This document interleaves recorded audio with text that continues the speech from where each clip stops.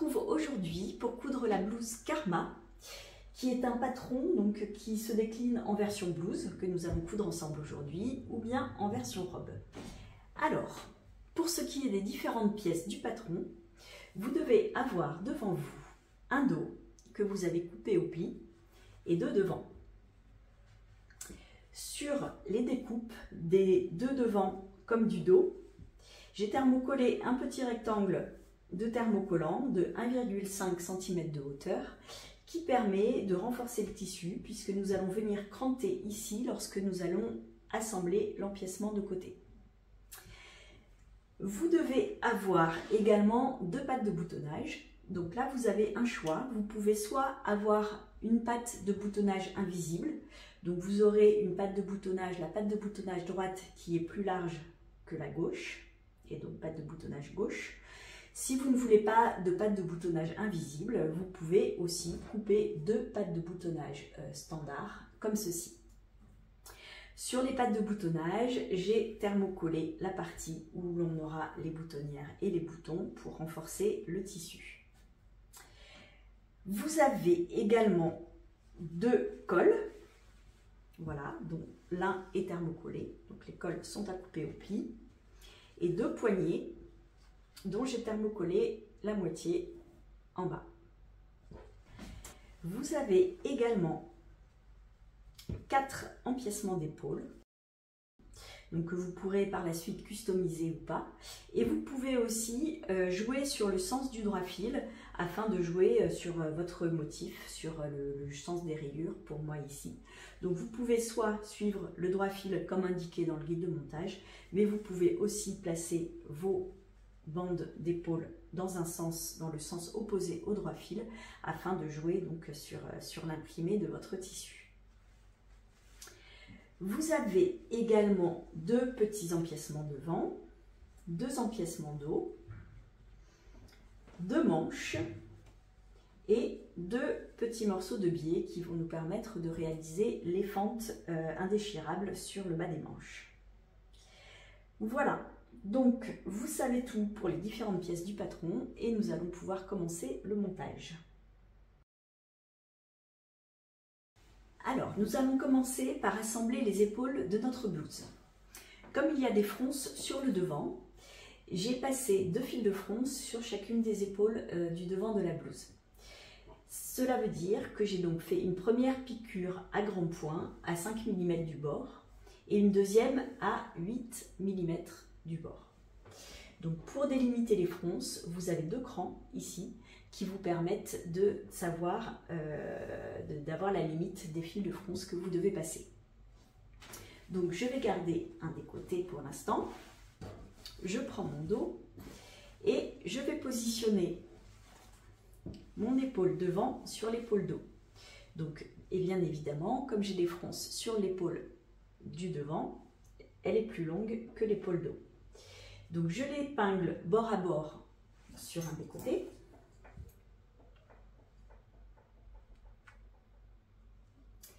Je l'épingle au niveau de l'encolure, bien bord à bord avec le dos.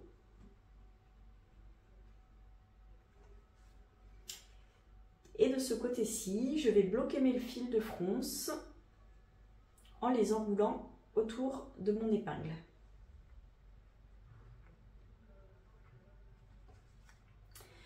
Du côté de l'épaule, ici, je prends les 2 fils qui sont sur l'envers de mon tissu et je vais tirer pour ramener la longueur de l'épaule devant à la longueur de l'épaule dos.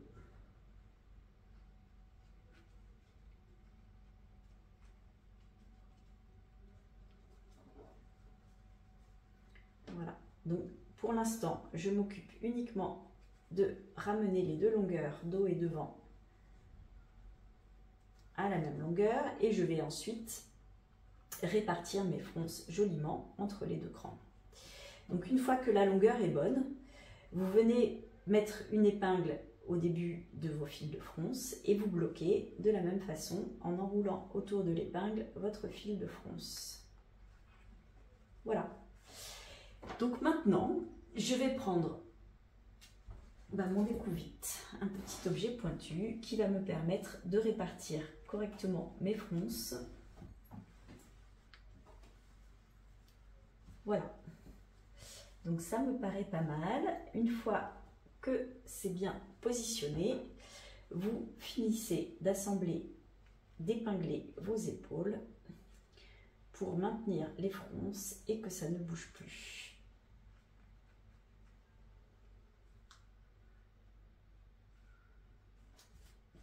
Voilà, donc juste petite remarque, il est normal que les fronces se trouvent près du côté de l'encolure, puisqu'ici nous allons avoir le petit empiècement d'épaule et donc il faut laisser un petit peu de place.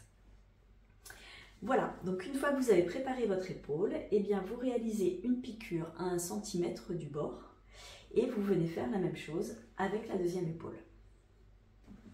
J'ai donc assemblé mes deux épaules. J'ai surjeté en couture fermée, c'est-à-dire que j'ai surjeté ensemble les marges de couture de l'épaule dos et devant. Et j'ai repassé également mes marges de couture vers le dos. Donc maintenant, nous allons assembler les épaules des petits côtés qui vont venir s'assembler ici. Donc vous devez avoir 2 petits côtés dos et 2 petits côtés devant. Donc je vais placer les petits côtés dos endroit face à moi. Donc vous les reconnaissez, vous pouvez distinguer le dos du devant parce que sur le dos, j'ai un cran, petit cran triangle, ici, ici, alors que sur le devant, j'ai 2 crans triangles. Voilà, par convention, c'est pareil pour les manches, 2 crans égale devant et 1 cran égale dos. Voilà, petite convention en couture. Donc je vais positionner mon petit côté devant endroit contre endroit sur le dos. Pareil de ce côté. Et je viens ensuite épingler l'épaule afin de l'assembler. Donc exactement comme on vient de faire sur le reste de la blouse, on vient assembler à 1 cm, surjeter en couture fermée et on repasse également la marge de couture vers le dos. Voilà, donc on fait pareil des deux côtés et puis on pourra passer à la suite.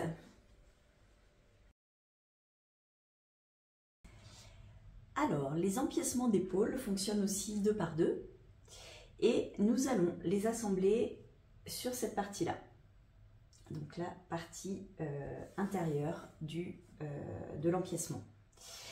Donc vous les positionnez 2 par 2 endroit contre endroit. Par contre, il y a un sens, donc il faut bien mettre le dos sur le dos. Donc vous retrouvez le petit jeu de cran avec les crans en V. Donc ici j'ai un seul cran, je suis sur le dos, je retrouve ce cran unique ici. Donc je suis dans le bon sens, j'ai le dos ici et le devant de ce côté-là, avec les 2 crans en V, 2 crans en V. Et donc pareil pour les 2 empiècements suivants. J'ai ici mes 2 crans, c'est le devant, et mon cran unique pour le dos. Donc, je prends un jeu d'empiècement et je viens épingler. Donc, j'épingle la partie opposée au cran, la partie la plus incurvée ici, puisque c'est celle que nous allons assembler. Donc, je mets des épingles, alors toujours aux extrémités, quand j'ai une grande longueur à épingler. Vous avez un cran qui correspond au milieu, qui se trouve ici, et vous épinglez le reste de vos empiècements. Donc ici, comme cette partie-là est vraiment coupée dans le biais, elle peut se détendre très très facilement. Donc je vous conseille de mettre pas mal d'épingles et de coudre par-dessus vos épingles pour éviter que le tissu ne se détende. Hop. Et donc je viens assembler mes 2 empiècements par une couture à 1 cm ici. Donc encore une fois, vous laissez vos épingles plantées, vous cousez par-dessus et vraiment faites attention à ne pas tirer sur votre tissu pour ne pas le détendre. Une fois que vous avez fait votre piqûre d'assemblage, on va faire une sous-piqûre de maintien afin d'aider le volant à bien se placer. Donc vous l'ouvrez en deux, comme ceci. Et nous allons faire une piqûre à 2-3 mm de la pliure qui va permettre d'associer un des pans du volant avec la marge de couture en dessous. Donc vous n'avez pas besoin d'épingler. Vous positionnez votre pied presseur pour que l'aiguille arrive à 2-3 mm de la pliure ici. Et on va coudre sur toute la longueur du volant cette sous-piqûre de maintien. Voilà, donc encore une fois, essayez de ne pas tirer votre tissu pour ne pas le détendre. Donc pour faire ma sous-piqûre, je n'ai pas besoin de repasser au préalable mon tissu. Je vais simplement positionner mon pied presseur de façon à pouvoir suivre la pliure de mon tissu. Et je positionne mon aiguille de façon à piquer à environ 2 ou 3 mm de cette pliure, donc comme ici.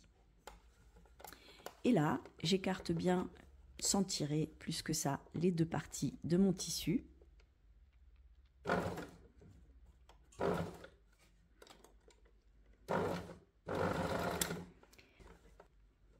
Et je sous-pique comme ça la totalité de mon empiècement d'épaule.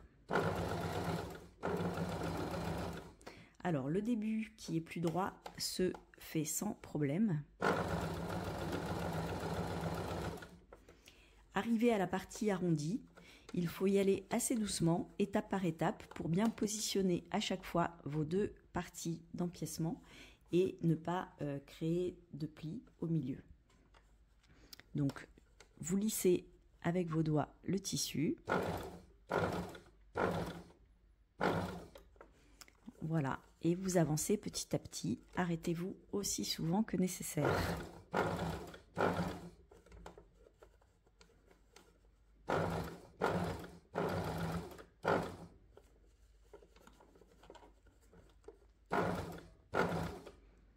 Voilà, la partie arrondie près de l'épaule est un petit peu plus délicate, donc il faut vraiment y aller doucement.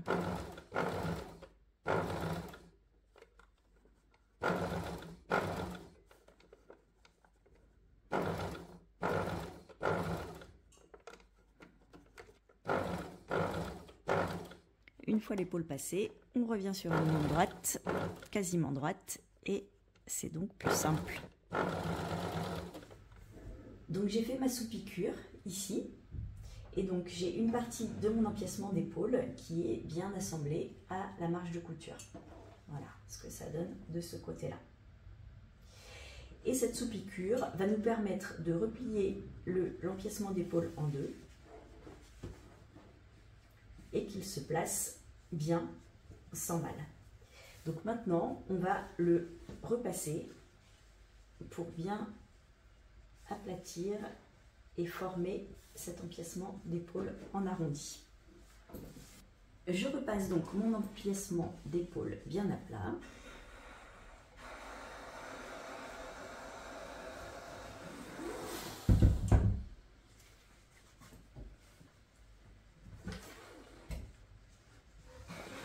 Arrivé vers l'épaule, donc au niveau toujours de l'arrondi, vous pouvez cranter la marge de couture, à peu près tous les 1 cm. Voilà, j'ai mon cran de milieu d'épaule qui est ici, et donc sur 5 cm environ, de chaque côté, vous crantez votre tissu pour l'aider à se placer correctement. Et je continue mon repassage.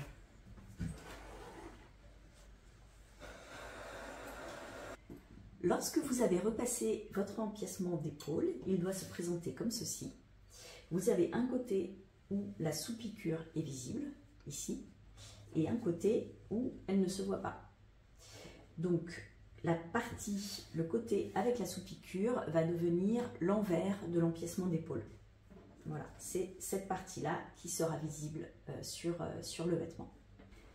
Nous allons donc devoir réaliser également la sous-piqûre sur le deuxième empiècement d'épaule. Comme nos deux empiècements d'épaule doivent être symétriques, il ne faut pas se tromper de sens pour réaliser la sous-piqûre. Donc ce que je vous propose, c'est de placer le deuxième empiècement d'épaule comme ceci, en gardant le même sens que le premier. C'est-à-dire que si vous avez le dos de ce côté-là, comme moi, j'ai un seul cran en V, vous placez le dos ici du deuxième emplacement d'épaule. Là, vous allez rabattre le dessus de l'empiècement d'épaule dans ce sens-là, et c'est de ce côté-là, sur cet empiècement d'épaule, avec la marge de couture qui reste bien à plat en dessous, que je vais faire ma sous-piqûre. Donc vous pouvez l'épingler pour ne pas vous tromper. Et nous allons réaliser, donc, comme nous l'avons fait, la sous-piqûre sur le deuxième empiècement d'épaule et le repasser ensuite. Et nous aurons donc deux empiècements symétriques, un droit et un gauche. J'ai sous-piqué mon deuxième empiècement et j'ai donc bien maintenant deux empiècements d'épaule symétriques, donc qui se regardent l'un l'autre, avec le dos ici et les deux devant. J'en profite à cette étape pour couper les petits morceaux, les petits triangles qui dépassent sur mes deux empiècements.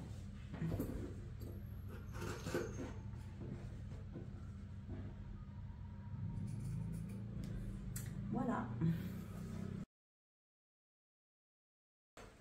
Alors, nous allons maintenant assembler notre empiècement d'épaule avec le petit côté et le monter sur la découpe de la blouse.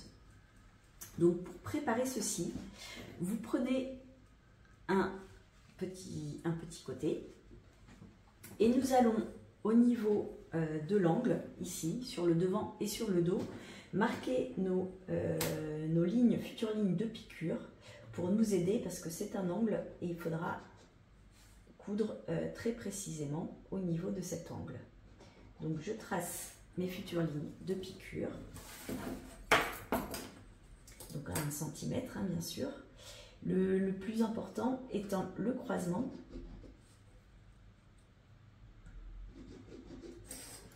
au niveau de l'angle ici. Voilà, de bien marquer le croisement de nos lignes de piqûre. Donc je fais la même chose de l'autre côté.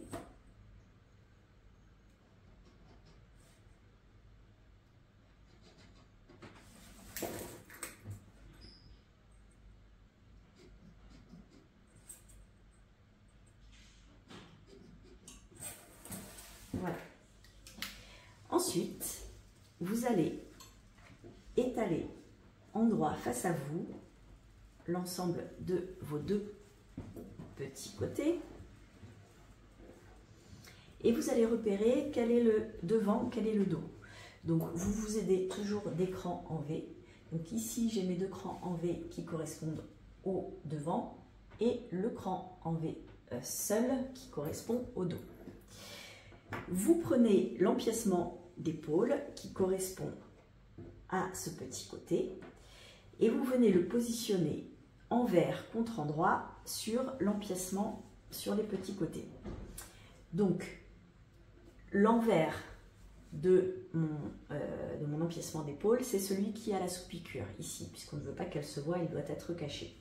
Donc si je prends cet empiècement, que je le mets en droit face à moi, j'ai bien ici le devant avec mes deux crans en V, ici le dos avec mon cran en V unique. Et donc je viens le positionner envers contre endroit sur mon petit côté. Et je vais les épingler pour faire une piqûre d'assemblage temporaire de cet empiècement d'épaule avec le petit côté. Donc nous avons un cran de milieu de cet empiècement d'épaule qui doit correspondre à la couture d'épaule de nos petits côtés. Donc je les épingle ensemble. Vous pouvez mettre l'épingle du côté de la marge de couture, comme ça, cela permettra qu'elle reste bien à plat lors de la piqûre. Je mets ensuite une épingle au niveau de mes crans du devant, au niveau des crans arrière et j'épingle jusqu'en bas.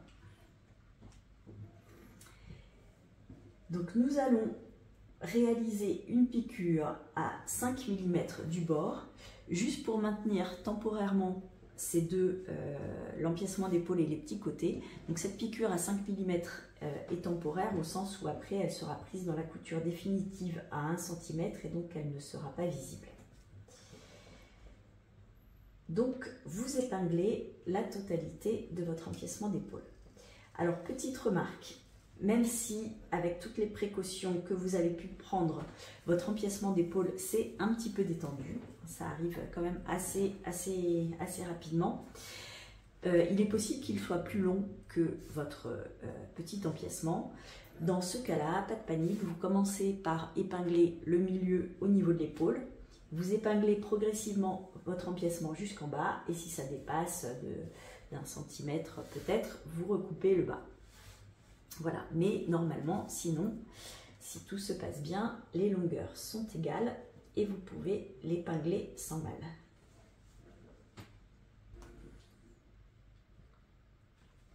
Hop, donc je vais faire maintenant ma piqûre à 5 mm. Oui, petite précision, vous pouvez faire votre piqûre aussi sur la partie sur l'extrémité de l'empiècement d'épaule, ça lui évitera aussi de bouger lors de la prochaine piqûre. Donc vous faites une piqûre à 5 mm sur tout le tour de votre empiècement jusqu'à l'autre côté ici.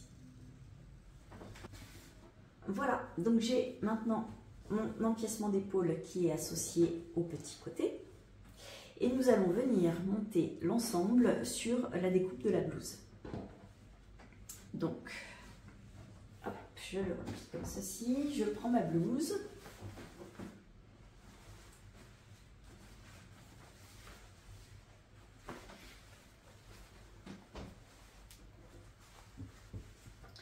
Et donc, l'idée est de venir assembler. Alors, je vais le mettre comme ça. Et donc, l'idée est de venir assembler le petit côté et l'empiècement d'épaule sur la découpe de la blouse. Voilà. Donc, vous regardez toujours les petits crans pour ne pas vous tromper de côté. Donc là, j'ai les deux crans qui indiquent que c'est la partie devant. Et donc derrière, j'ai le cran unique pour le dos, ce qui signifie que c'est bien de ce côté-là que je vais assembler mon empiècement. Et donc le principe, c'est de venir coudre, donc c'est ici, on va avoir un angle, donc on coud sur tout le tour.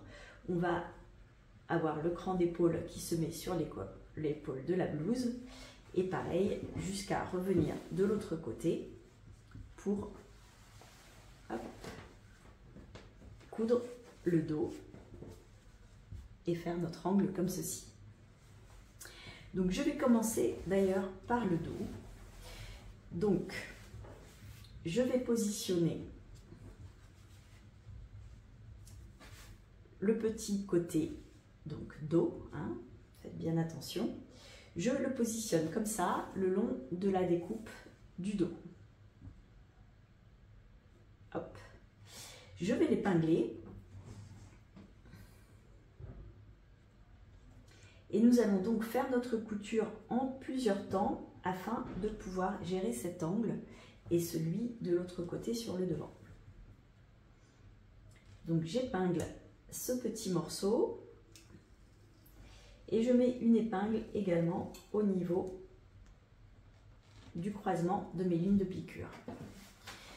Donc je vais commencer par réaliser une piqûre à 1 cm jusqu'à mon point de croisement de mes lignes de piqûre.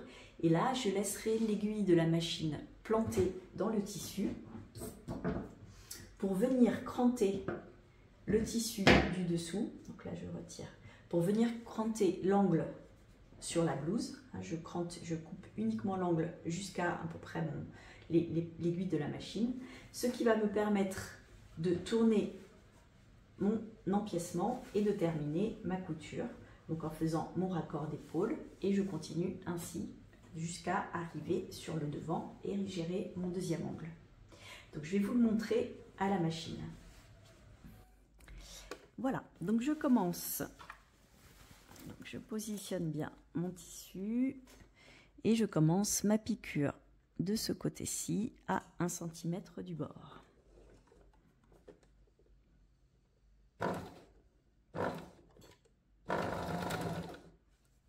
C'est mon ancienne machine qui est un peu bruyante.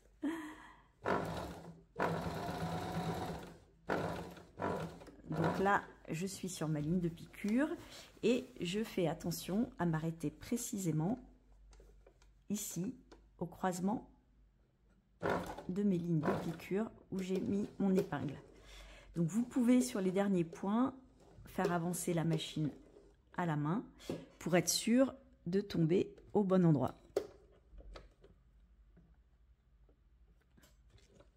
Voilà, je retire mon épingle et à ce moment-là, je lève mon pied presseur et je viens ici soulever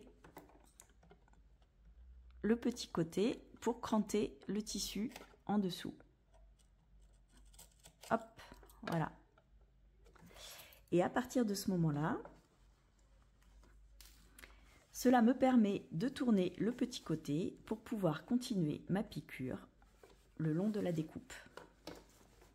Donc je me repositionne. Si jamais vous n'avez pas cranté suffisamment, ça pourra faire un petit pli et on pourra recranter par la suite. Donc c'est pas grave. Donc là, je tourne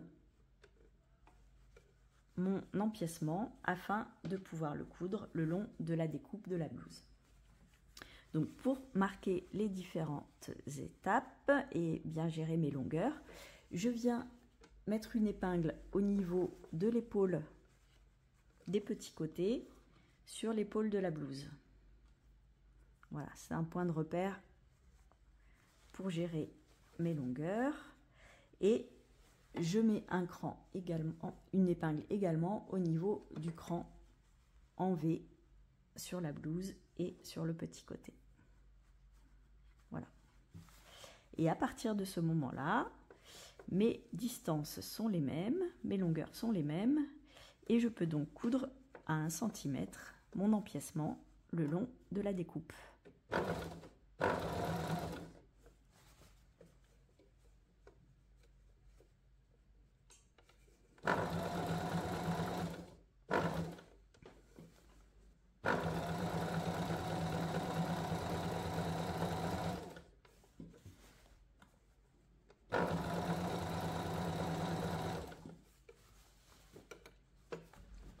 Lorsque vous vous approchez du deuxième angle, eh bien, on fait la même chose que tout à l'heure. On vérifie qu'il est bien placé, qu'il arrive au bon niveau. Je mets une épingle au niveau de mes croisements de lignes de couture.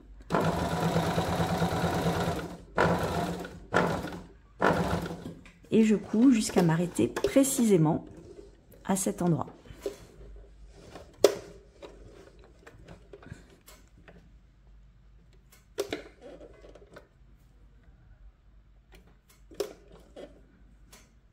Hop. Là, je lève mon pied presseur, je viens cranter mon tissu.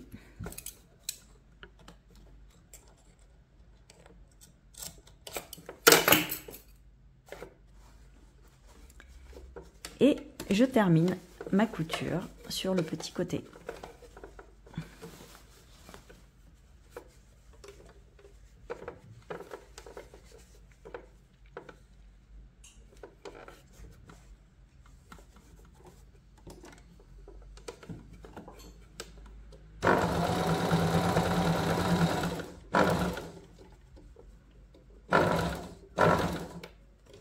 Donc là, on regarde ce que ça donne.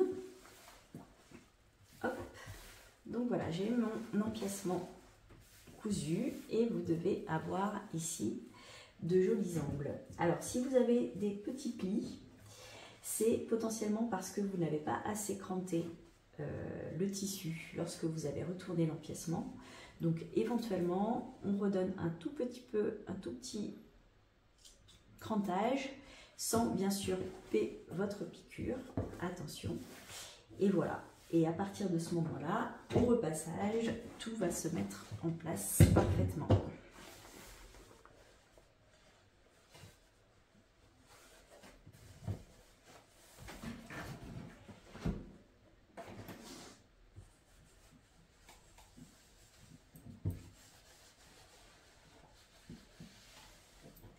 Voilà un bel angle droit ici.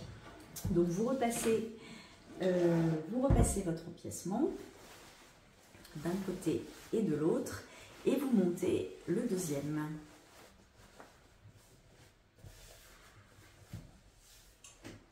Lorsque vous avez donc assemblé vos petits côtés et l'empiècement d'épaule à la blouse et repassé vos marges de couture vers ce côté-là, vers la blouse, nous allons pouvoir surjeter les marges de couture sur tout le tour en couture fermée. Donc vous prenez toutes les épaisseurs de tissu en une seule fois. Pour surjeter, je vous conseille de surjeter dans ce sens-là. Donc vous avez ici voilà, votre petit côté, vous relevez le tissu comme ceci et vous surjetez comme cela en relevant à chaque fois pour voir clairement votre tissu et avoir la blouse qui soit sur le dessus, pas sur le dessous, et ne pas risquer de couper avec le couteau de la surjeteuse un morceau de tissu. Donc ici, vous avez un angle à surjeter. J'ai une petite vidéo qui vous explique comment surjeter les angles droits proprement, si vous voulez vous y référer. Voilà, donc vous surjetez sinon toutes les marges de couture à droite comme à gauche. Donc lorsque vos empiècements sont surjetés, nous allons pouvoir assembler les côtés de la blouse. Donc vous mettez votre blouse endroit contre endroit et nous allons épingler les côtés. Donc une épingle en dessous de l'emmanchure, une épingle sur le bas,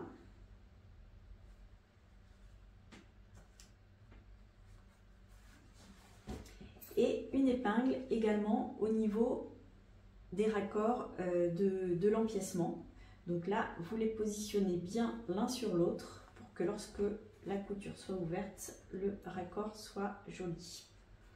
Donc j'épingle comme ça les deux marges de couture et je continue d'épingler mon côté. Voilà, et donc là nous allons réaliser une piqûre d'assemblage à 1 cm et surjeter les coutures en couture fermée, et vous faites bien sûr la même chose de l'autre côté. Après avoir réalisé mes coutures de côté et les avoir surjetées, j'ai repassé en mettant la marge de couture vers l'avant de la blouse. Voilà. Et maintenant, je mets de côté le corps de la blouse pour commencer la préparation des manches.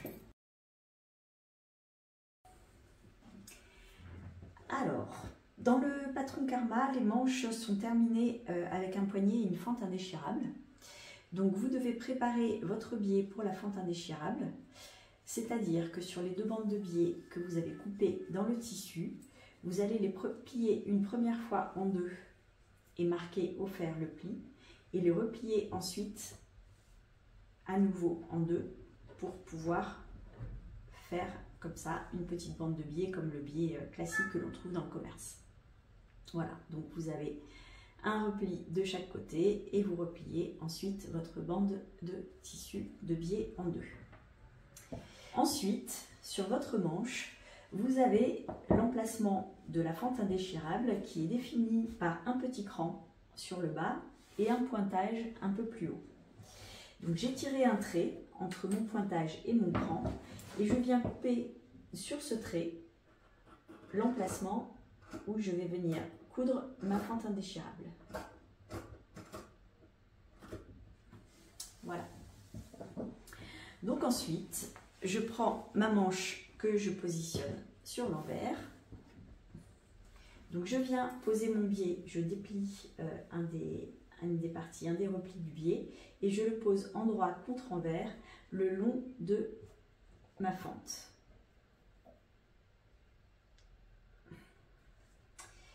Je positionne également une épingle au niveau de la fin de ma fente, donc au niveau du pointage, pour bien marquer l'emplacement. Et je vais venir piquer mon biais en piquant dans le sillon, c'est-à-dire dans le creux du repli du biais. Et je vais m'arrêter précisément au niveau de mon épingle, donc à la fin de ma fente. Et donc je vais vous montrer à la machine comment se fait la suite pour terminer la couture du biais et de la fente indéchirable.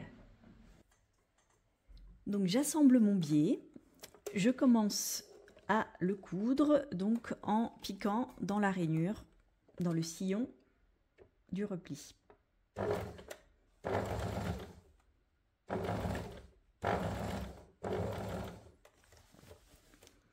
Et je vais m'arrêter donc précisément au niveau de mon épingle ici, qui marque la fin de l'ouverture de ma fente indéchirable.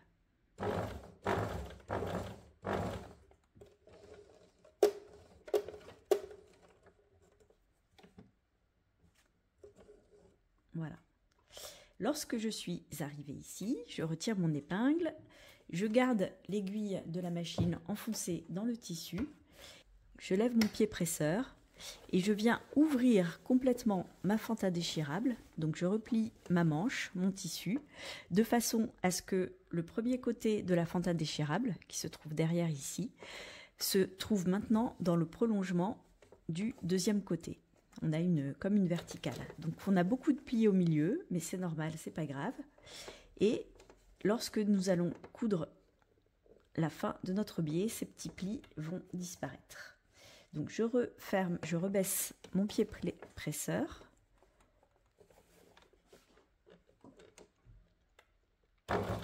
Et je continue ma piqûre. Je reprends dans le sillon.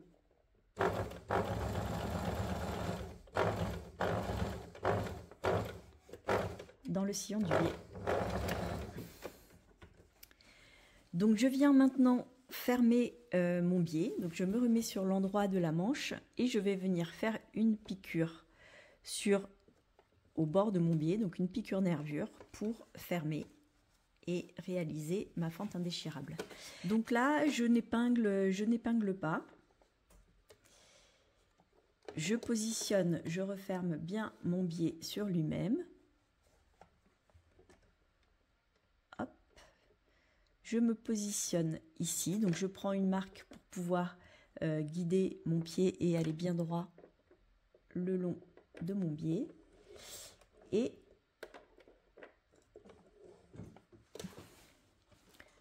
voilà. Donc je démarre, je maintiens mon biais, je n'épingle pas, je maintiens mon biais.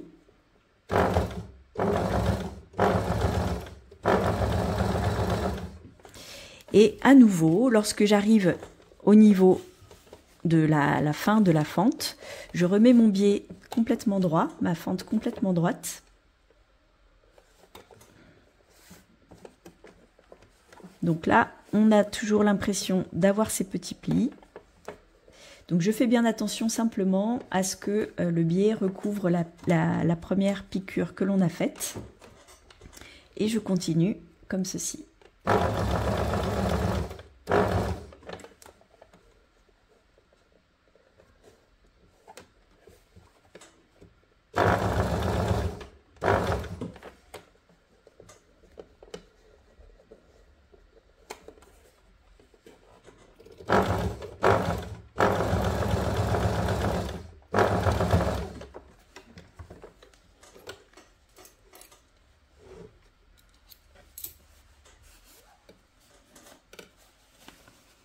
Voilà, donc j'ai ma fente qui est maintenant bien avancée. Vous voyez les petits plis, en fait, sont, quand je positionne ma manche comme ceci, les petits plis ne se voient plus du tout. Il nous reste maintenant à réaliser une petite piqûre en diagonale pour fermer le haut de la fente indéchirable. Donc pour qu'elle reste bien bord à bord, je mets une petite épingle ici. Et je viens positionner mon épingle, mon aiguille. Hop. Donc je fais un aller-retour pour bien la consolider. Et voilà.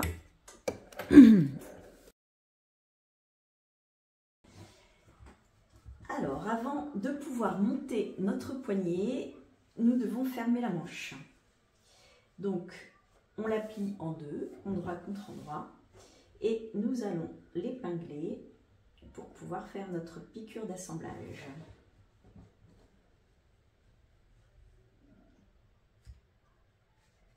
Hop, donc je mets quelques épingles et nous allons faire une piqûre à 1 cm du bord et surjeter nos marges de couture en couture fermée. Voilà. Alors, j'ai fermé ma manche, j'ai surjeté, j'ai repassé et j'en ai profité aussi pour passer des fils de fronce sur tout le bas de la manche. Donc, vous partez d'un côté de la fente indéchirable, vous faites tout le tour pour revenir de l'autre côté. Voilà. Donc, une fois que vous avez fait ça, vous faites la deuxième manche de la même façon. Et puis, nous allons pouvoir préparer les poignets pour les monter ensuite sur les manches. Alors, sur chacun des poignets, nous allons réaliser sur la partie thermocollée un rempli de 1 cm. Donc, moi, je le marque au stylo flexion sur l'endroit. Je trouve ça assez simple comme méthode.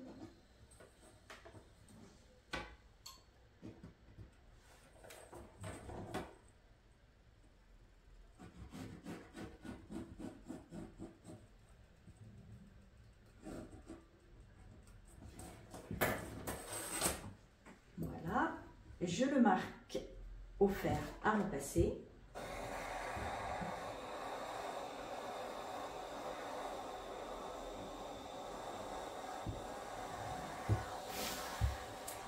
Et je vais réaliser une surpiqûre à 7 mm du bord pour maintenir ce rempli en place.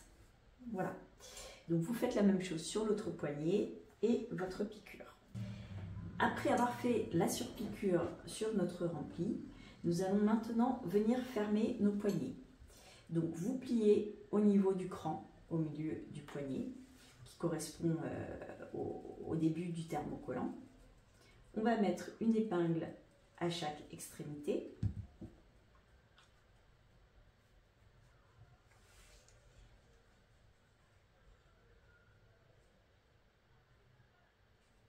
Hop. Et nous allons fermer chacune des extrémités par une piqûre à 1 cm. Et nous allons ensuite retourner notre poignet sur l'endroit pour pouvoir le coudre à la manche. Alors, je retourne maintenant mes deux poignets sur l'endroit. Donc, j'essaye de faire un bel angle à chaque extrémité. Donc, je rentre mon pouce au niveau de l'angle, je rabats la marge de couture et j'accompagne avec mon index hop, la pointe pour la retourner de l'autre côté. Donc, après, avec une règle, ça permet de former, de terminer et d'avoir un bel angle droit.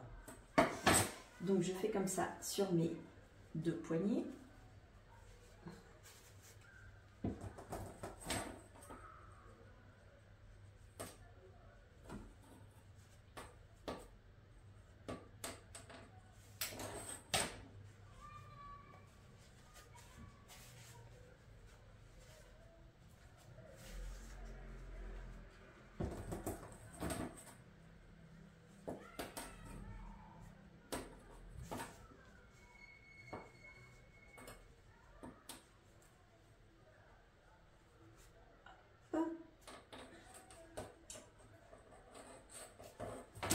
Voilà. Et nous allons maintenant donc monter nos deux poignets sur les manches. Alors, vous prenez une des deux manches et vous repérez au niveau de la fente indéchirable quelle est la partie qui est la plus loin de ma couture de manche. Donc là, j'ai ma couture de manche ici. Et donc, j'ai la première partie de ma fente indéchirable, je prends la deuxième et je la rabats vers l'intérieur et je l'épingle dans cette position.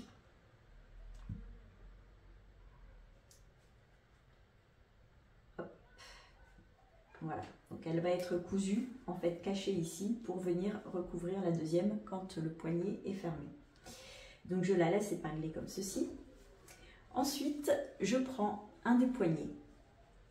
Sur le poignet, vous devez avoir à une des extrémités un petit cran, comme celui-ci, qui correspond à la croisure du poignet. C'est-à-dire que quand le poignet va être cousu à la fin, ce cran doit arriver juste à la fin de la fente indéchirable de ce côté-là. Et c'est ici que nous allons coudre le bouton pour fermer notre poignet. Voilà. Donc, vous prenez le bon poignet, c'est-à-dire celui dont la croisure va arriver une fois cousue de l'autre côté. Donc, nous allons placer notre poignet endroit contre endroit le long de la manche. Et donc là, je n'ai pas le bon puisque la croisure doit être de l'autre côté. Donc, je prends mon poignet et je place le côté, donc ici, qui n'a pas de croisure, bord à bord, avec ma fente indéchirable.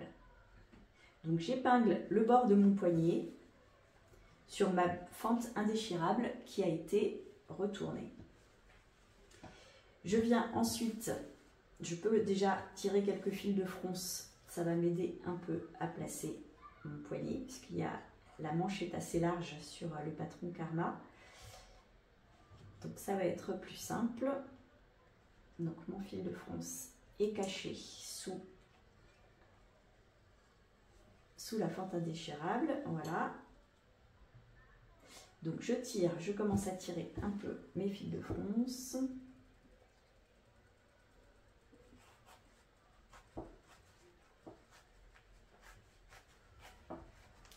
Voilà, de façon à pouvoir de l'autre côté épingler l'autre partie de mon poignet. Et donc là, j'épingle mon cran au niveau de la fin de la fente indéchirable.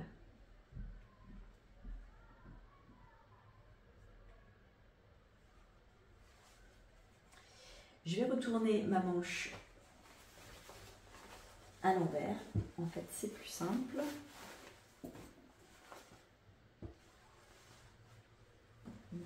Donc je retourne ma manche à l'envers, ce qui va me permettre de bien visualiser mes fronces et de les placer correctement. Et avant de tirer au fil de fronce, on a aussi un cran de milieu de manche que nous devons mettre sur le cran de milieu de poignet. Donc ce cran nous permet en fait de bien positionner nos fronces. On aura la même valeur de chaque côté de la manche. Donc maintenant, je tire mes fils de fronce afin de ramener la longueur de mon bas de manche à celle du poignet. Donc comme d'habitude, on s'occupe d'abord de ramener les longueurs à la bonne, que les deux longueurs soient identiques, et ensuite on va répartir joliment nos fronces. Donc une fois que la longueur est bonne, j'enroule mes fils de fronce autour de mon épingle pour garder leur positionnement, et de l'autre côté je fais la même chose.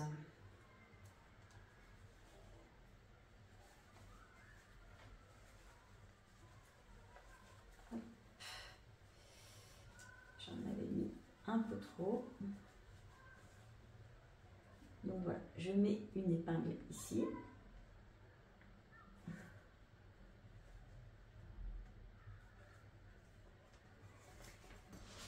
Je répartis un peu mes fronces sur le pourtour de la manche et on va ensuite finir de l'épingler.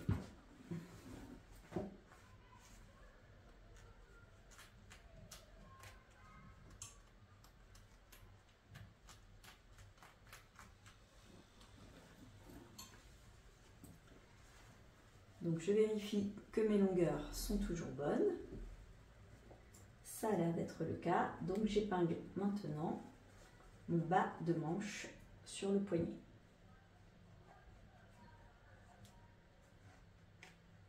Donc vous pouvez en mettre pas mal afin de garder la bonne répartition de vos fronces et réajuster si besoin.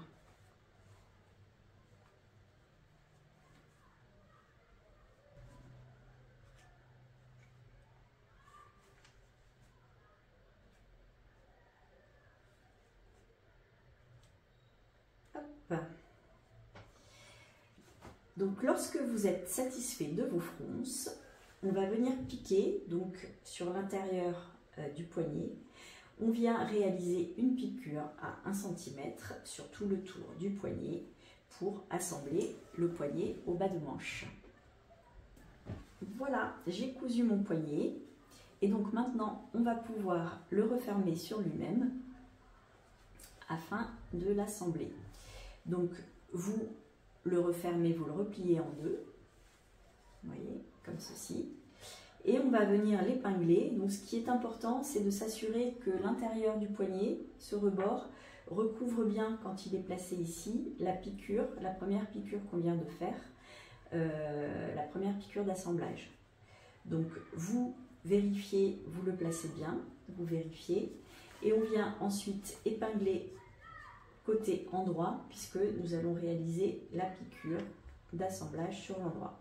Mais de ce côté-là, on vérifie toujours que le poignet descend un petit peu plus bas que la première couture d'assemblage que l'on vient de faire.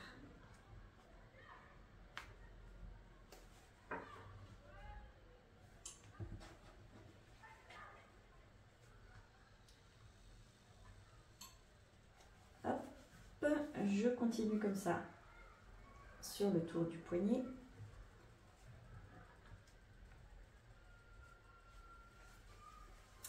Et au niveau de la croisure, donc pareil, on vient rentrer le petit morceau qui dépasse ici, à l'intérieur, pour fermer complètement notre poignet. Et donc on a un petit centimètre qui dépasse comme ça de la fente indéchirable.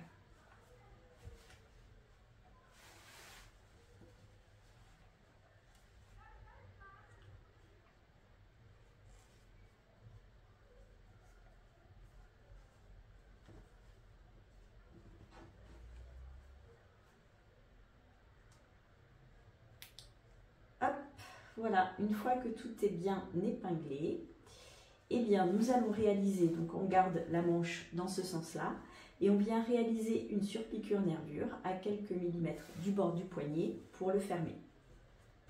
Voilà, j'ai monté mon poignet et je lui ai donné un petit coup de fer pour que ce soit bien propre. Et nous allons donc maintenant pouvoir monter la manche sur la blouse. Alors, la manche de Karma a des fronces sur la tête de manche. Fronces qui sont délimitées par 2 crans, qui sont ici. J'ai donc passé 2 fils de fronce entre ces 2 crans. Donc ensuite, nous allons monter donc la manche sur la blouse. Donc je prends ma blouse. Ah oui, une petite chose. Ici, nous avons l'empiècement d'épaule qui se trouve ici, qui est un peu gênant pour le montage de la manche parce que vous voyez en haut de l'épaule il est vraiment sur la marge de couture. Donc le mieux au niveau de l'épaule c'est de le retourner comme ceci et de mettre une petite épingle juste pour qu'il ne nous gêne pas le temps de coudre la manche. Voilà, comme ça on est tranquille, on peut en mettre une petite un peu plus bas, mais on est sûr de ne pas le prendre par erreur dans la couture de la manche. Voilà, donc vous avez votre empiècement là, comme ça, qui est un peu tordu dans le mauvais sens. Donc je prends ma blouse que je mets à l'envers. J'ai donc le devant ici face à moi et je vérifie mes crans. Alors, ici, j'ai le devant, ici le dos. Donc, si je positionne ma manche endroit contre endroit à l'intérieur de ma blouse, Je vérifie à nouveau, mais j'ai bien mes 2 crans de tête de manche qui correspondent aux 2 crans de l'emmanchure. Je peux donc épingler ma manche. Donc je commence par la couture de dessous de manche avec la couture de côté de la blouse. Donc j'épingle le côté manche. Donc je mets une épingle au niveau de mes crans devant.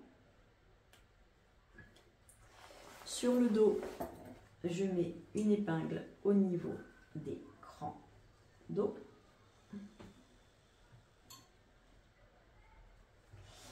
Et j'épingle également le cran du haut de la tête de manche avec mon cran d'épaule. Enfin, avec ma couture d'épaule plus que mon cran d'épaule.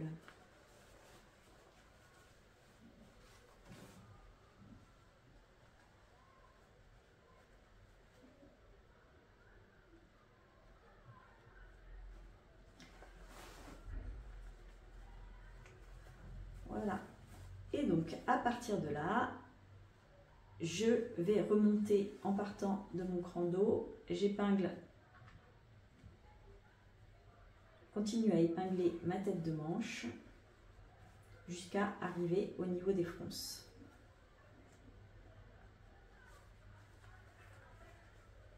Voilà, j'épingle bord à bord. Et je mets une dernière épingle ici, lorsque j'arrive au début de mes fronces. Je fais pareil sur le devant.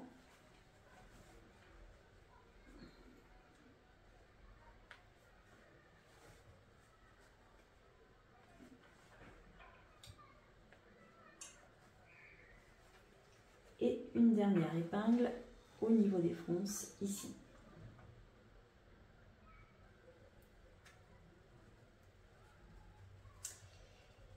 Et à partir de ce moment-là, je vais tirer mes fils de fronce pour que sur le haut de la manche, mes longueurs entre la tête de manche et l'emmanchure deviennent équivalentes.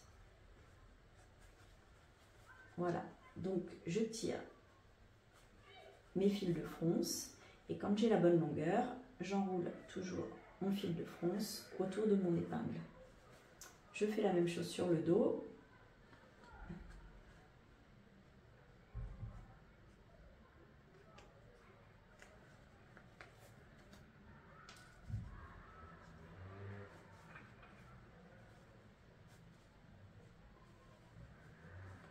Voilà, et lorsque les longueurs sont bonnes, j'enroule. J'ai donc mes fronces, ça c'est mon épingle de milieu, donc je vais répartir mes fronces sur le haut de ma tête de manche pour en avoir un peu partout entre mes 2 crans.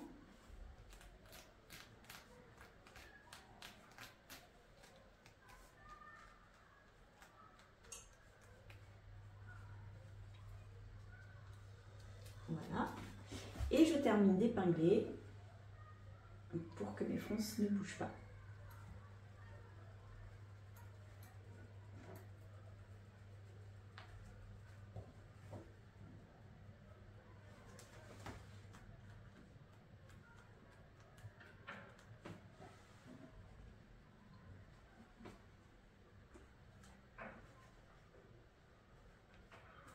Voilà, donc ma manche est entièrement épinglée à l'emmanchure et donc je vais l'assembler par une piqûre à 1 cm sur tout le tour. Lorsque votre manche est montée, vérifiez bien que votre couture de manche est bien cachée sous le petit empiècement d'épaule pour que ce soit joli. Et si tout va bien, il ne vous reste plus qu'à surjeter le tour de votre manche et à monter la deuxième manche, bien sûr. Alors, nous allons maintenant monter les pattes de boutonnage sur la chemise. Nous allons utiliser une technique qui va nous permettre de cacher l'ourlet du bas de la chemise sous la patte de boutonnage. C'est pour ça qu'avant de faire la patte de boutonnage, nous allons marquer notre ourlet en faisant 2 remplis de 1 cm chacun. Donc c'est le moment d'essayer votre chemise. Comme vous avez les manches, le corps, elle est à peu près, elle est bien avancée, pour vérifier la longueur. Si c'est une robe, si vous voulez la raccourcir un petit peu, enfin en tout cas vous assurer que la longueur vous convient avant de marquer donc cet ourlet. Donc nous allons faire le premier repli à 1 cm. Donc moi je marque ma ligne de pliure sur l'endroit du tissu. J'ai égaré ma règle japonaise, donc c'est un peu plus long comme ça. Mais voilà, je fais tout le tour en marquant ma ligne de pliure à 1 cm. J'ai marqué ma ligne de pliure sur tout le tour de la blouse. Et donc je viens maintenant marquer mon premier rempli d'ourlet au fer.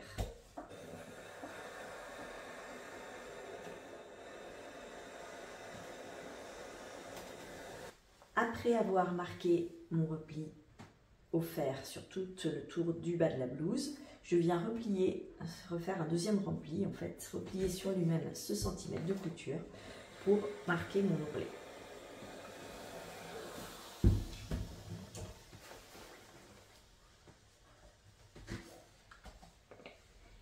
Lorsque vous avez marqué votre ourlet, vous pouvez mettre 1 ou 2 épingles sur les devants pour le maintenir en place.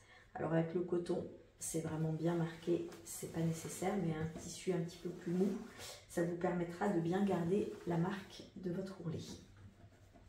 Donc juste sur les devants, voilà, 2 épingles pour bien garder, hop, comme ceci, la trace de votre ourlet.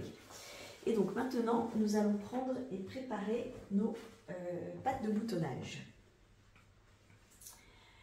Donc, vous prenez votre patte de boutonnage gauche.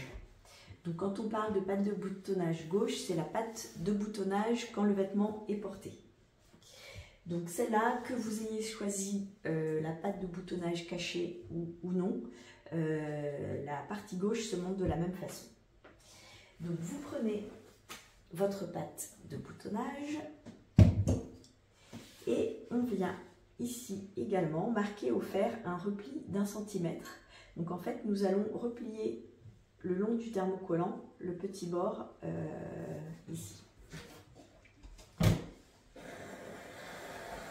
Et donc je le marque bien au fer également.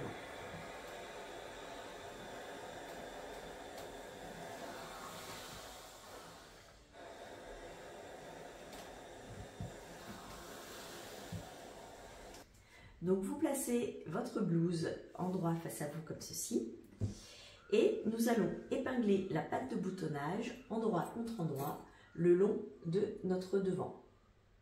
Donc le devant gauche qui est celui-ci. Donc il est normal, comme nous on a préparé déjà notre ourlet sur la blouse, notre patte de boutonnage est un petit peu plus longue, elle dépasse de 2 cm, c'est normal. Et donc nous allons venir l'assembler. Donc l'épingler d'abord pour l'assembler sur toute la longueur. Donc j'épingle ma patte de boutonnage.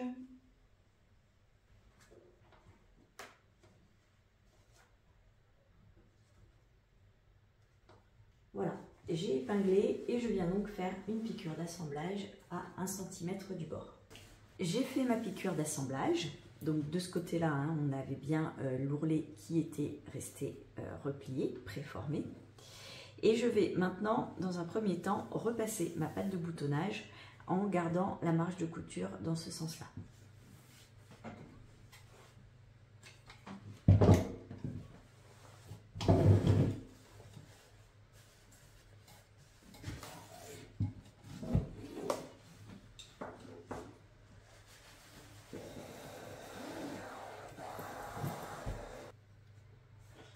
Maintenant, je viens retourner ma patte de boutonnage en deux. Donc vous la placez bien comme ceci, bord à bord. Vous épinglez.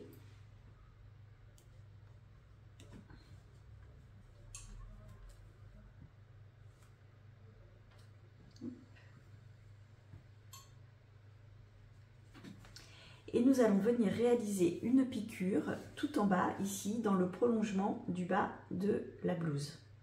Donc, vous avez normalement 2 cm de patte de boutonnage qui dépasse. Donc, vous faites votre piqûre à 2 cm et qui doit correspondre donc au bas, au niveau du bas de votre blouse. J'ai fait ma piqûre. Donc, je dégarnis maintenant pour ne garder qu'un centimètre. Je dégarnis un petit peu en biais ici et je viens retourner ma patte de boutonnage pour la remettre dans le bon sens.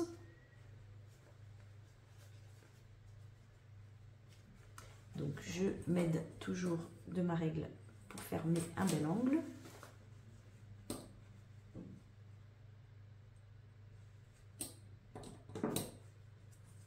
Voilà.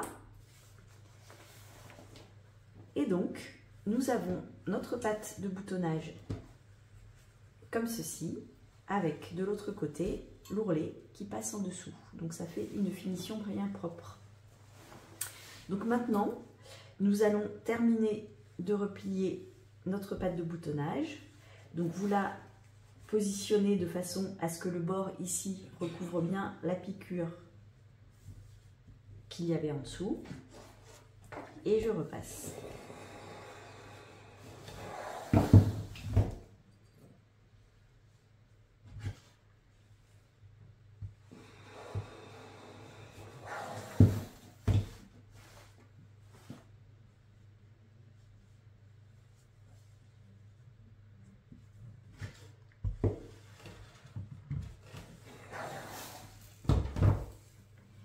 Je vais épingler ma patte de boutonnage.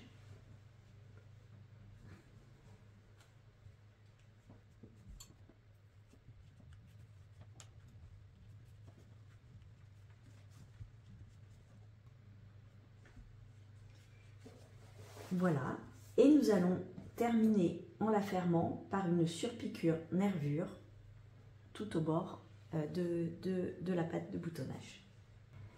Donc voilà la patte de boutonnage gauche terminée. Donc juste une petite remarque, vous voyez ici j'ai voulu jouer sur le sens des rayures pour faire un rappel des empiècements d'épaule. Donc vous pouvez aussi en fait choisir de couper vos pattes de boutonnage dans le sens inverse du droit fil si vous voulez faire un effet particulier en fonction de votre tissu. Voilà, petit aparté. Donc ensuite, si vous avez choisi de ne pas faire de patte de boutonnage cachée, vous allez utiliser exactement la même technique de montage pour monter la patte de boutonnage droite. Par contre, donc moi j'ai choisi la patte de boutonnage cachée et donc nous allons la préparer maintenant.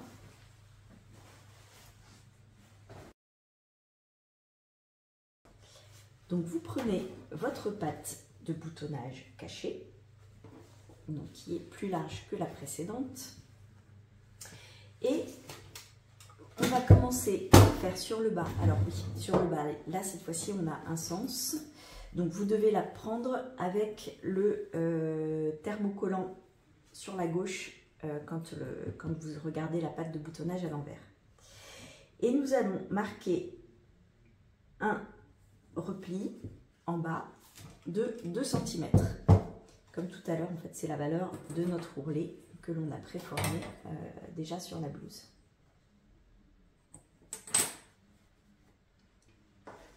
Je marque mon repli à 2 cm.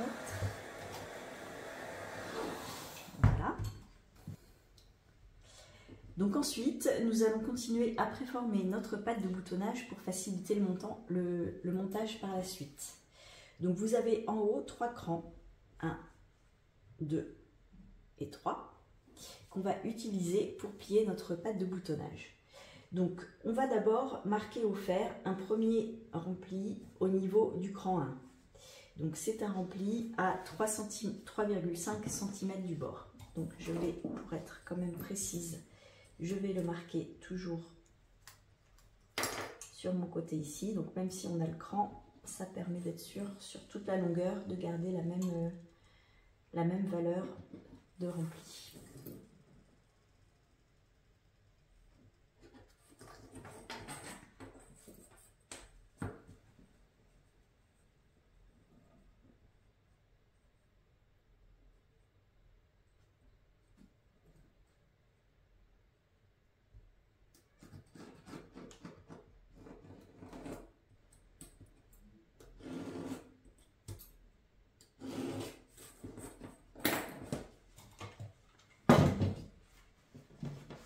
Donc, je me positionne comme ceci et je marque au fer mon premier rempli.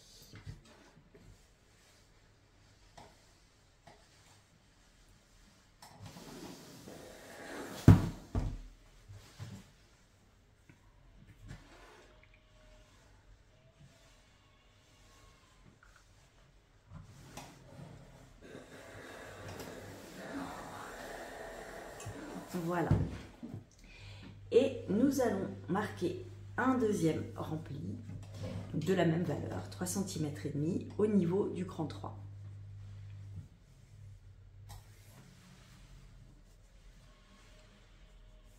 Hop.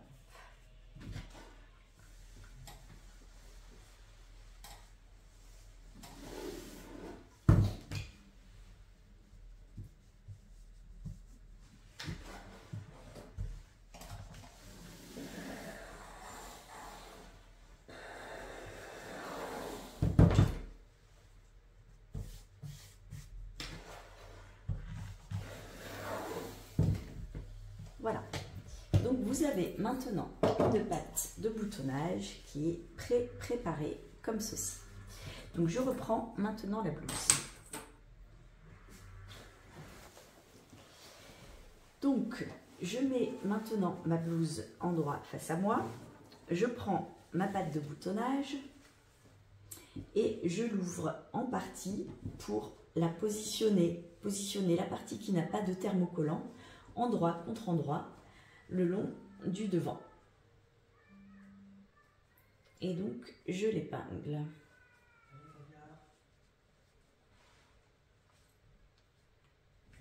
Voilà, donc je commence à épingler le haut. Donc n'hésitez pas à mettre pas mal d'épingles, surtout si vous faites la robe et quand vous avez de grandes longueurs à coudre. Il ne faut pas que le tissu vrille et donc mettez pas mal d'épingles et vous cousez par-dessus. Voilà, ça aide vraiment à maintenir les deux épaisseurs du tissu et les faire avancer en même temps pour éviter que ça ne gondole. Donc j'épingle l'ensemble de ma patte de boutonnage.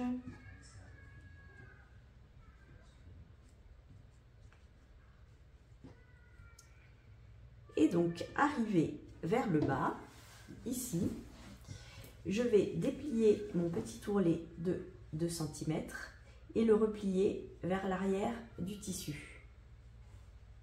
Vous voyez? Donc là, j'ai mon ourlet, j'ai ma patte de boutonnage. On va terminer de l'épingler jusqu'en bas. Et je viens replier mon tissu en bas pour enserrer en fait mon ourlet de l'autre côté.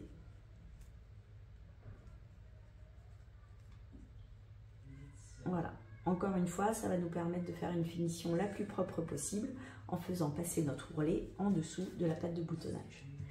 Donc une fois que c'est épinglé, eh bien, on vient réaliser une piqûre d'assemblage à 1 cm tout le long de notre patte de boutonnage. Lorsque j'ai fait ma piqûre, je viens retourner ma patte de boutonnage. Donc je vais retirer mes petites épingles de l'ourlet. J'ai cousu ma patte de boutonnage comme ceci. Je viens la retourner sur l'endroit. Hop, pour avoir une jolie finition en bas ici. Donc, je retrouve de l'autre côté, voilà, mon repli de 2 cm et mon ourlet qui est pris dedans. Donc, je vais passer un petit coup de repassage pour avoir ma marque de couture ici qui est vers la patte de boutonnage.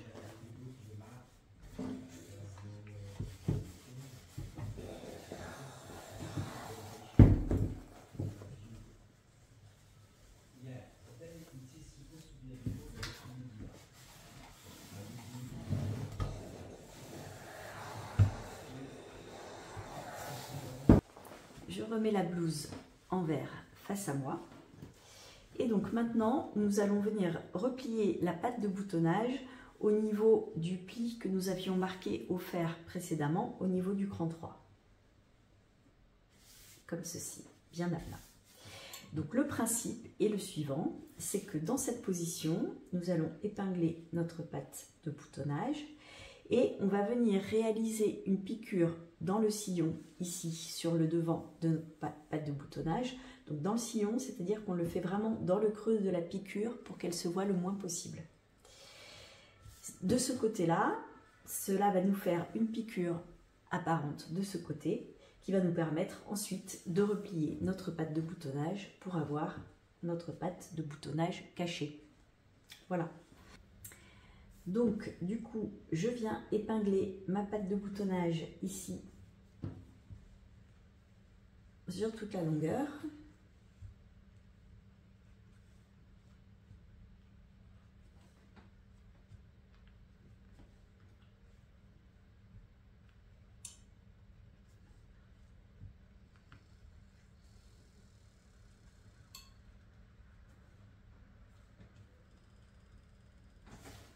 Voilà.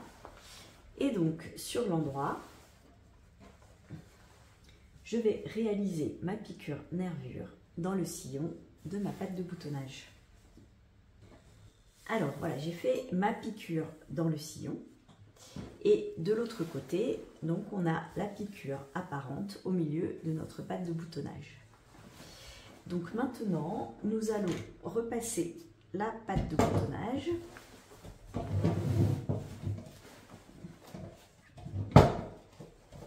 Voilà, vous la pliez en deux et donc normalement, et puis vous pouvez ajuster aussi, la patte du dessous ne dépasse pas, elle est de quelques millimètres plus courte que la patte de boutonnage du dessus, d'où la patte de boutonnage cachée. Voilà, si je regarde sur le devant, on ne la voit pas du tout. Donc vous repassez comme ceci votre patte de boutonnage. Donc si jamais ça dépasse un petit peu, vous repliez un tout petit peu plus en retrait votre patte de boutonnage pour être sûr qu'on ne la voit pas sur le devant.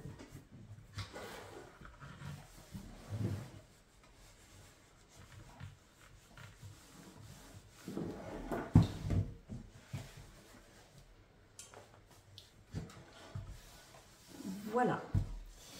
Et donc maintenant, en fait, cette patte de boutonnage donc, qui reste ouverte va être maintenue en bas par notre piqûre d'ourlet et sur le haut par le col qui va être monté ici à l'encolure. Donc maintenant, nous allons piquer notre ourlet.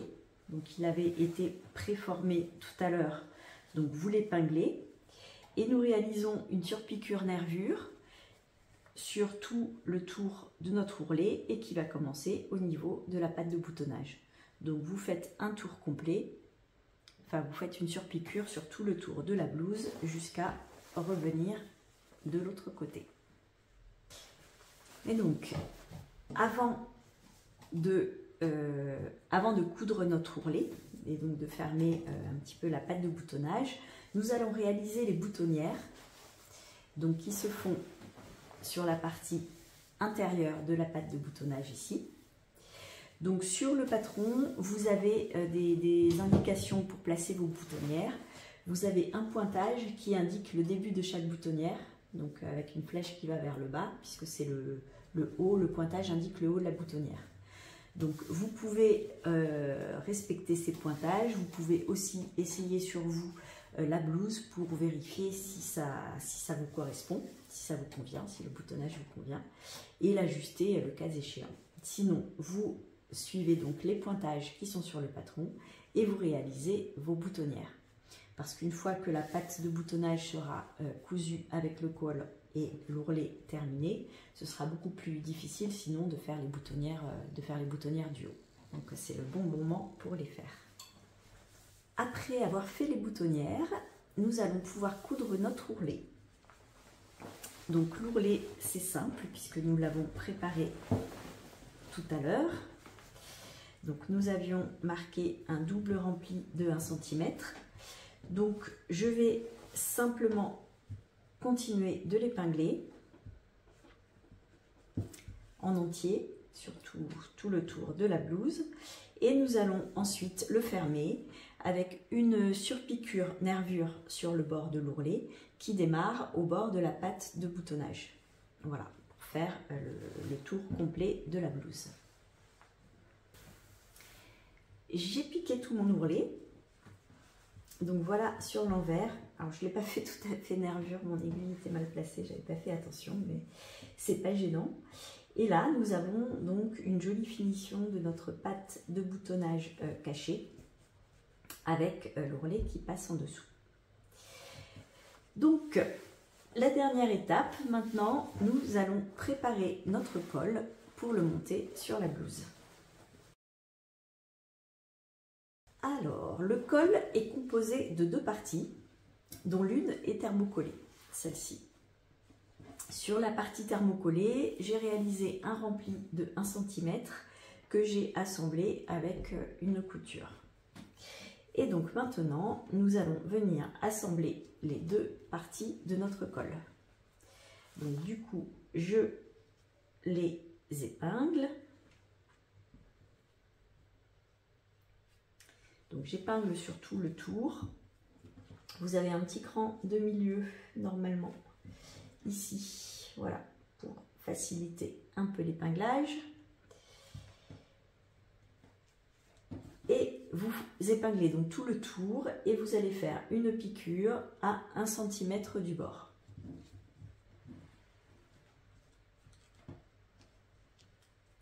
Lorsque nos deux parties de colle sont assemblées, on vient dégarnir les angles afin de le retourner sur l'endroit en faisant de jolies pointes.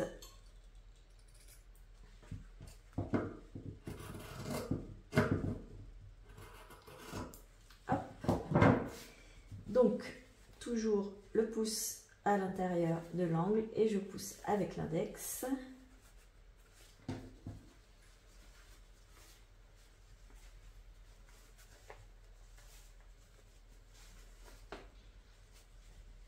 Voilà. Et nous allons repasser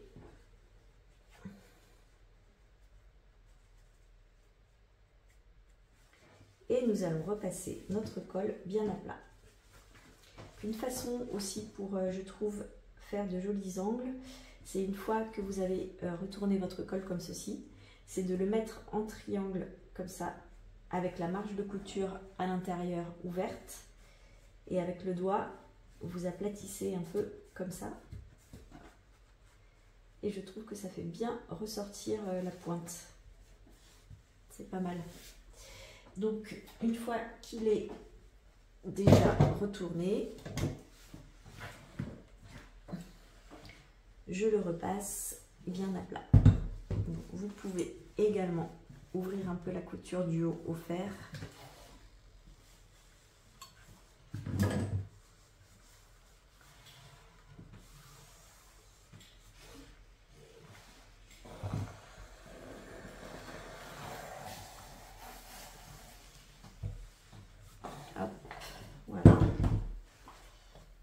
Donc là, ça se place tout à fait bien. Je garde ma génette.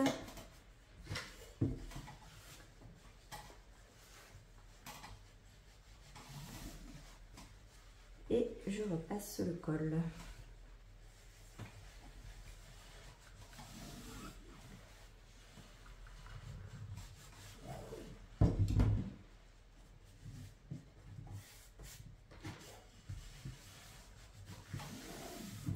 Voilà, donc notre col est prêt à être remonté sur la blouse, mais avant de le faire, il faut encore que nous fassions une petite fronce au niveau de l'encolure dos.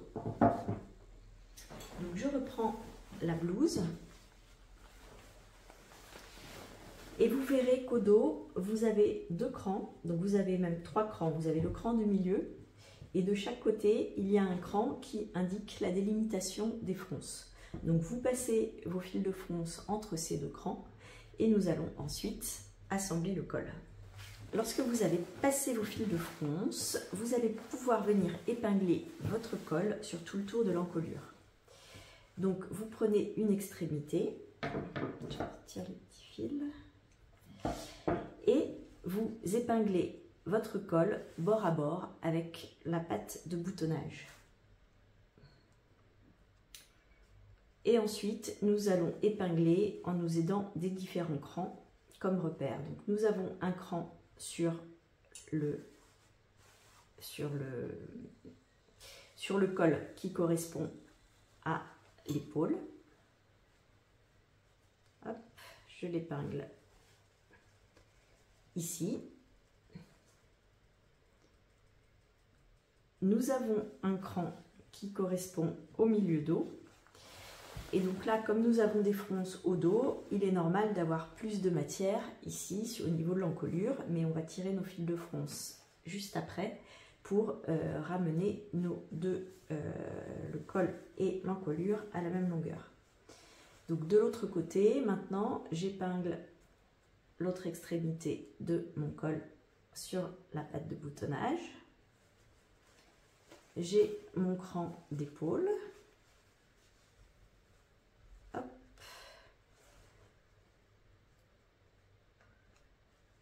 Voilà.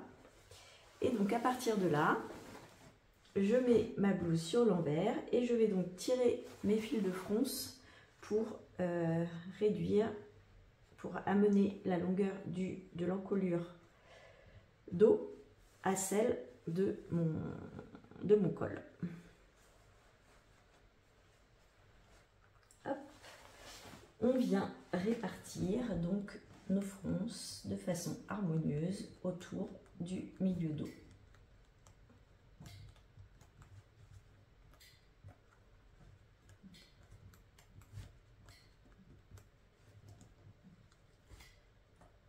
Hop. Et lorsque c'est OK, eh bien on valide en mettant quelques épingles qui viennent bloquer donc notre répartition de fronces. Hop.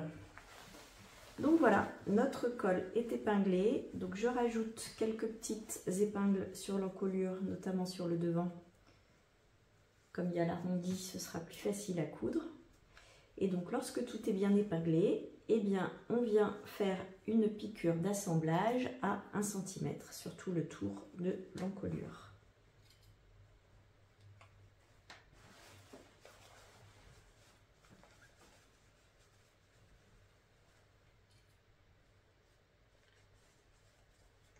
Voilà, donc je vais faire ma piqûre. J'ai retiré mes fils de fronce et maintenant je viens refermer mon col sur lui-même en gardant la marge de couture à l'intérieur pour pouvoir fermer mon col. Donc on fait comme nous l'avons fait pour les poignets, c'est-à-dire qu'on referme le col et on l'épingle de façon à ce que sur l'envers, on vérifie bien que l'intérieur du col recouvre la piqûre que l'on vient de faire, la piqûre d'assemblage, et on épingle sur l'endroit, puisqu'on va venir faire notre piqûre nervure ici. Donc sur tout le tour du col, on le positionne petit à petit.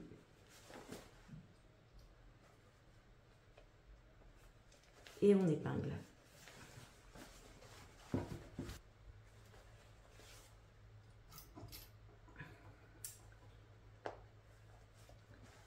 Mon épinglage est fait, je réalise donc ma surpiqûre nervure sur tout le bas de mon col pour le fermer. Donc mon col est terminé, il est monté. Vous voyez, donc il permet ici de bien fermer la patte de boutonnage cachée. Donc vous pouvez, si vous voulez, réaliser une boutonnière sur le col. Moi je ne ferme pas forcément les cols montants comme ça, donc je n'en fais pas, mais vous pouvez en rajouter une. Vous devez faire aussi vos boutonnières au niveau des poignets. Donc là ne vous trompez pas, la boutonnière se fait du côté qui n'a pas de croisure, là où le biais est rentré, puisqu'elle va se placer ici. Donc vous allez coudre votre bouton sur la croisure du poignet, comme ceci. Et donc pareil sur l'autre manche. Voilà, donc il me reste à coudre les boutons. Et puis la blouse est terminée.